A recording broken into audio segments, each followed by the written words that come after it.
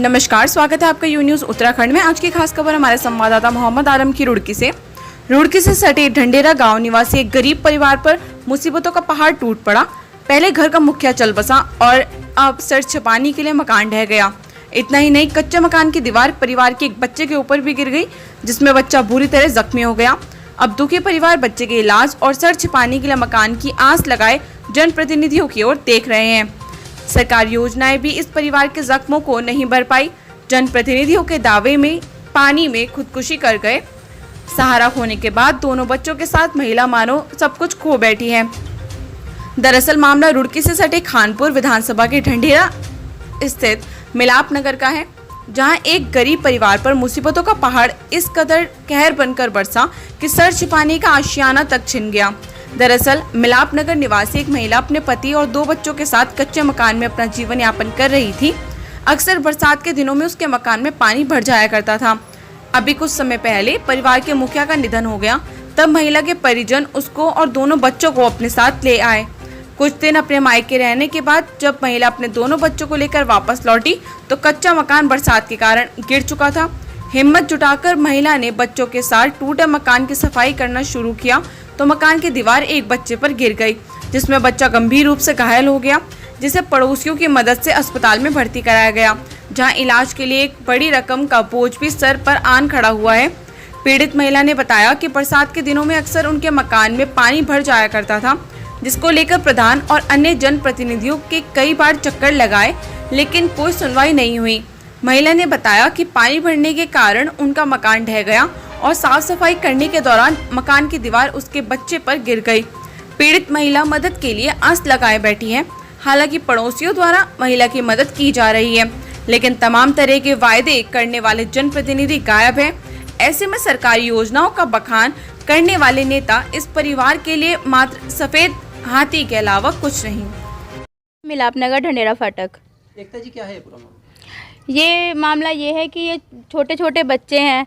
इनके घर में बरसात के दिनों में हमेशा मतलब कई सालों से 3-3, 4-4 फुट पानी भरता है। हम लोग भी कह के परेशान हैं। सब पड़ोसियों ने बहुत कह लिया जिसे कहना था, पर अब तक कुछ आसरा मतलब मिला नहीं इन लोगों को। अब होली वाले दिन ही मतलब घर में 4 जने थे, इनके मम्मी पापा और ये 2 भाई। तो अब होली वाले दिन इनके पापा का भी स्वर्गवास हो गया, करने वाले वही थे घर में। तो अब क्या ना, इनके पास कुछ भी समाधान नहीं। अब बरसात के दिनों में से पानी भरने की समस्या थी, फिर भी ये लोग यहीं पे गुजर बसर कर रहे थे जैसे कैसे। पर अब बरसात के दिनों में दीवार बिल्कुल कच्ची हो गई। जैसे भी कल बड़े वाले बेटे के ऊपर इनके पूरी दीवार गिर गई और उसके बाद वो बेचारा बच्चा कल से हॉस्पिटल में है और उसके मुँह की जो सारी हड्डियाँ हैं वो सब हड्डियाँ टूट चुकी हैं।